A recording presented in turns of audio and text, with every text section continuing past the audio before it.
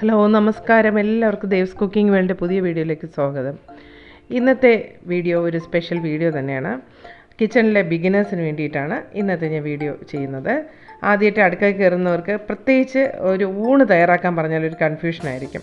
എന്നാൽ വളരെ സിമ്പിളായിട്ട് അതേപോലെ തന്നെ ടേസ്റ്റിന് ഒരു കുറവും വരാതെ എല്ലാവരും ആഗ്രഹിക്കുന്ന രീതിയിൽ എങ്ങനെയാണ് ഒരു സിമ്പിൾ ലഞ്ച് തയ്യാറാക്കാവുന്ന ഒരു റെസിപ്പിയാണ് ഞാനിവിടെ പറഞ്ഞു തരുന്നത്.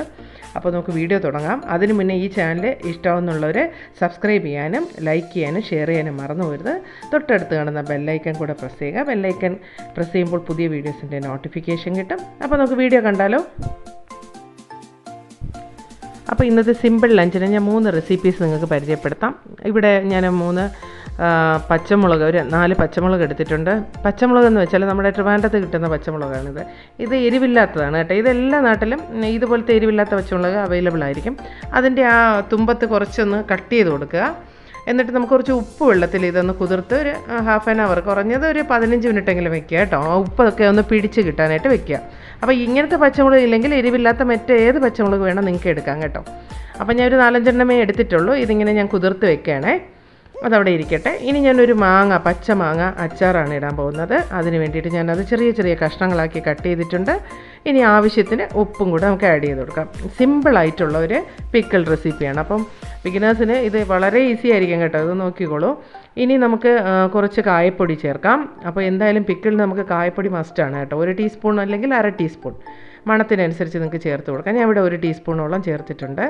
ഇനി അതുപോലെ തന്നെ മുളക് പൊടി, എരിവ് കൂടുതൽ വേണമെന്നവർക്ക് സാധാരണ മുളക് പൊടി ചേർക്കാം. ഞാനിവിടെ കാശ്മീരി ചില്ലി പൗഡർ ഒരു 1.5 ടേബിൾ സ്പൂൺ ചേർത്തിട്ടുണ്ട്. ഒരു 1/2 ടീസ്പൂൺ മഞ്ഞൾപ്പൊടിയും കൂടെ ആഡ് ചെയ്തു. ഇത് എന്നിട്ട് നന്നായിട്ടൊന്ന് മിക്സ് ചെയ്ത് കൊടുക്കുക. വേറെ ഒന്നുമില്ല കേട്ടോ, ഇത്രയേ ഉള്ളൂ. ഇനി നമുക്ക് കടുക് വറുത്തെടുത്താൽ മതി. അപ്പോൾ എത്ര സിമ്പിളാണെന്ന് നോക്കിയേ ഈ അച്ചാർ. ഇനി ഇതിന് ഒരു ഈർപ്പ രസം നമുക്ക് ഒരു കുറച്ച് ലിക്വിഡ് ഫോം വേണമെങ്കിൽ കുറച്ച് വെള്ളം, ഒരു ചൂടുവെള്ളം തണുക്കാൻ വെച്ചിട്ട് നമുക്ക് അതുകൂടെ ആഡ് ചെയ്ത് കൊടുക്കാം. 1 ടീസ്പൂണോളം ഞാൻ ആഡ് ചെയ്തിട്ടുണ്ട്. മാങ്ങയിൽ തന്നെ വെള്ളമുണ്ട്, അതിങ്ങനെ ഊറി വന്നോളും. പക്ഷേ ഞാൻ കുറച്ച് കറി വേണമെന്നുള്ളതുകൊണ്ട് ആഡ് ചെയ്തതാണേ. ഇനി നമുക്ക് ചെയ്യേണ്ടത് ഇതിന് കടുക് താളിച്ച് കൊടുക്കുക എന്നുള്ള ഒരു പ്രോസസ്സ് കൂടെ ഉള്ളൂ. അതിന് നിങ്ങൾക്ക് നല്ലെണ്ണ യൂസ് ചെയ്യാം, കോക്കനട്ട് ഓയിൽ യൂസ് ചെയ്യാം. കോക്കനട്ട് ഓയിലാണെങ്കിൽ നമുക്ക് 2 ദിവസം കൊണ്ട് തന്നെ ഈ അച്ചാർ തീരുന്ന തരത്തിലാണെങ്കിൽ കോക്കനട്ട് ഓയിൽ, അല്ലെങ്കിൽ നല്ലെണ്ണയാണെങ്കിൽ 2-3 ദിവസം നമുക്കത് സൂക്ഷിച്ച് വെക്കാൻ പറ്റും. ചൂടായ ഓയിലിലോട്ട് നമുക്ക് കുറച്ച് ഉലുവ പൊട്ടിക്കാൻ ഇട്ട് കൊടുക്കാം, അതുപോലെ കടുകും. ഈ ഉലുവയ്ക്ക് പകരം നമുക്കൊരു 1/2 ടീസ്പൂൺ ഉലുവ പൊടി വേണമെങ്കിലും ചേർക്കാം കേട്ടോ. ഇനി നമുക്ക് കുറച്ച് വറ്റൽമുളകും കറിവേപ്പിലയും കൂടെ ആഡ് ചെയ്ത് കൊടുക്കാം. ഇത്രയേ ഉള്ളൂ. അതിനെ നമുക്ക് താളിച്ച് മാങ്ങ അച്ചാറിലോട്ട് ഇട്ട് കൊടുക്കാം. അപ്പോൾ എത്ര സിമ്പിളായിട്ട് ഞാൻ ഈ മാങ്ങ അച്ചാർ തയ്യാറാക്കിയെന്ന് നോക്കുക. എല്ലാ കറികളും കൂടെ എനിക്കൊരു 20 മിനിറ്റ്സേ എടുത്തിട്ടുള്ളൂ എന്നുള്ളതാണ് സത്യം. അപ്പോൾ ഇത്രയേ ഉള്ളൂ. ഇതേത് കൊച്ചു കുട്ടിക്ക് പോലും ഈ പിക്കിൾ റെഡിയാക്കാം. അപ്പോൾ ഇത് ഞാൻ എൻ്റെ ലൈഫിൽ ആദ്യമായിട്ട് ചെയ്ത ഒരു പിക്കിളാണ് കേട്ടോ. ആദ്യമായിട്ട് തുടക്കത്തിൽ ഞാൻ ചെയ്തിട്ടുള്ളൊരു പിക്കിളാണ്. അപ്പോൾ ഇത് കഴിഞ്ഞു. ഇനി നമുക്ക് അടുത്ത് മറ്റൊരു റെസിപ്പിയിലോട്ട് പോവുകയാണ്. ഞാനത് വെള്ളരിക്ക ഒഴിച്ച് കറിയാണ് കേട്ടോ. അപ്പോൾ വെള്ളരിക്ക ഞാനൊരു കപ്പോളം ചെറിയ ചെറിയ കഷ്ണങ്ങളാക്കി മുറിച്ചെടുത്തിട്ടുണ്ട്. അതിനെ ഞാൻ കുറച്ച് വെള്ളം ഒഴിച്ച് ഒരു പാത്രത്തിലിട്ട് വേവിച്ചെടുക്കുകയാണേ. ആവശ്യത്തിന് ഉപ്പ് കൂടെ വേണമെങ്കിൽ നമുക്ക് ആഡ് ചെയ്ത് കൊടുക്കാം. ഇനി ഇതിന് നമുക്കൊരു അരപ്പ് തയ്യാറാക്കേണ്ടതുണ്ട്.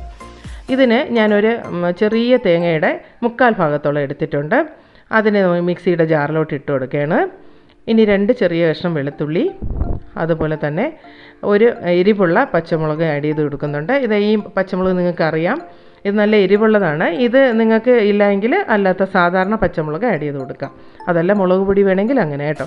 ഇനി ഒരു ഒരു 1/4 ടീസ്പൂണോളം ജീരകവും ആവശ്യത്തിന് മഞ്ഞൾപ്പൊടിയും കൂടെ ചേർത്ത് കൊടുക്കാം. 1/4 ടീസ്പൂൺ മതിയാകും മഞ്ഞൾപ്പൊടി. ഇത്രയും ചേർത്ത് നമുക്ക് നന്നായിട്ട് പേസ്റ്റായിട്ടൊന്ന് അരച്ചെടുക്കേണ്ടതുണ്ട്. അതിന് വെള്ളം കൂടെ നമുക്ക് ആഡ് ചെയ്ത് കൊടുക്കാം. അപ്പോൾ ഇതിന് നമുക്ക് കുറച്ച് കറിവേപ്പിലയും കൂടെ ആഡ് ചെയ്യാം കേട്ടോ. അരകല്ലിൽ അരച്ചാലും നല്ല ടേസ്റ്റ് ആയിരിക്കും കേട്ടോ. അപ്പോൾ എല്ലാവർക്കും ഇപ്പം മിക്സിയിലാണല്ലോ ഈസി. അപ്പോൾ ഇതിൻ്റെ വെള്ളരിക്ക നമുക്ക് വെന്ത് വരുമ്പോഴത്തേക്ക് നമുക്ക് ഉപ്പ് പോരാന്നുണ്ടെങ്കിൽ അല്പം ഉപ്പ് കൂടെ ഇട്ട് കൊടുക്കാം. ഇനി ഒരു സംഗതി കൂടെ ഉണ്ട്. ഒരു നെല്ലിക്ക വലുപ്പത്തിന് ഞാൻ പുളി വെള്ളത്തിലിട്ടിട്ട് വെച്ചിട്ടുണ്ടായിരുന്നു.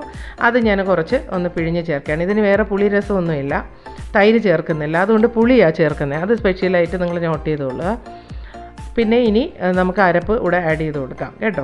അപ്പോൾ ഇതിലിപ്പോൾ നിങ്ങൾക്ക് ഈ അരപ്പ് താല്പര്യമില്ലാത്തവർ എന്താ ചെയ്യേണ്ടതെന്ന് വെച്ചാൽ പുളിക്ക് പകരം നിങ്ങൾ മോര് നന്നായിട്ട് മിക്സിയിലൊന്ന് മിക്സ് ചെയ്തിട്ട് ഒഴിച്ചു കൊടുത്താൽ അത് വേറൊരു കറിയായി കേട്ടോ. അങ്ങനെയും ചെയ്യാം. ഈ അരപ്പ് ഇതാണ് ഇത് സ്പെഷ്യൽ ടേസ്റ്റ് കേട്ടോ. ഈ അരപ്പ് തന്നെയാണ് ഇതിനൊരു പ്രത്യേക രുചി കൊടുക്കുക. അപ്പോൾ ഇതുപോലെയുള്ളൊരു പരുവത്തിൽ നമുക്ക് വെള്ളം ചേർക്കാം. ഇത്രയും ചമ്മന്തിക്കൊക്കെ നമ്മൾ എടുക്കാറില്ലേ അതുപോലെ. എന്നിട്ട് അതിന് ചെറിയൊരു തിള വരുമ്പോഴത്തേക്കും നമുക്ക് മറ്റൊരു പാത്രത്തിലോട്ട് സെർവ് ചെയ്യാം. അത് കഴിഞ്ഞിട്ട് ഇനിയുള്ള ലാസ്റ്റ് സ്റ്റേജ് എന്ന് പറഞ്ഞാൽ ഇതിന് കടുക് താളിക്കുന്നതാണ് കേട്ടോ.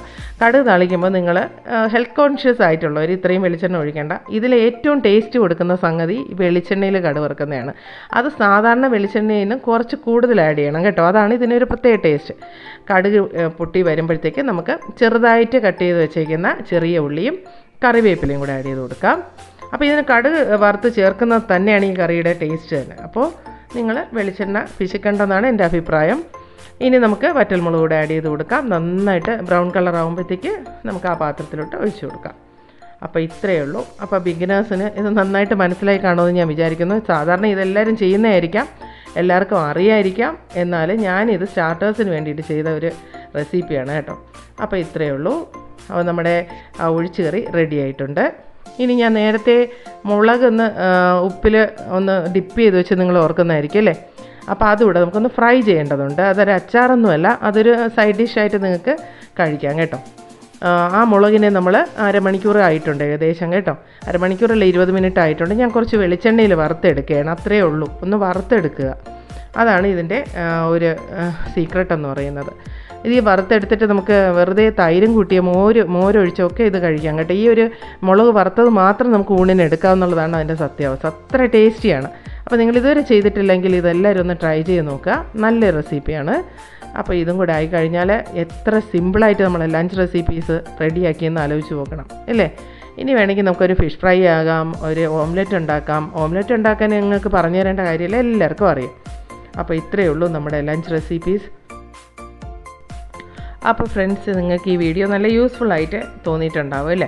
അപ്പോൾ ഇത് നേരത്തെ അറിയാമെന്നുള്ളവർ വിചാരിക്കും ഇതിൽ എന്താ സ്പെഷ്യാലിറ്റി എന്ന്. പക്ഷേ ഞാനിത് കൊച്ചു പിള്ളേർക്ക് വേണ്ടിയിട്ട് ചെയ്ത ഒരു വീഡിയോ തന്നെയാണ്. അവർക്ക് വേണ്ടി ആദ്യമായിട്ട് കിച്ചണിൽ കയറുമ്പോൾ ഒരു അങ്കലാപ്പൊക്കെ ഉണ്ടാകും. അപ്പോൾ തൽക്കാലം നമുക്കൊരു ലഞ്ച് എങ്ങനെ റെഡിയാക്കാം ഇത്രയും സിമ്പിളായിട്ട് എന്നുള്ളത് നിങ്ങൾക്ക് നല്ല മനസ്സിലായി കാണുമെന്ന് ഞാൻ വിചാരിക്കുന്നു. അപ്പോൾ എന്തായാലും നിങ്ങളിതൊന്ന് ട്രൈ ചെയ്ത് നോക്കുക. ഡിഷസ് വളരെ ടേസ്റ്റിയും കൂടെയാണ് കേട്ടോ. ഈ ഒഴിച്ചുകറി ഇത് മാത്രം മതി കേട്ടോ. അത്രയ്ക്ക് ടേസ്റ്റി ആയിട്ടുള്ള ഒരു ഒഴിച്ചുകറിയാണ്.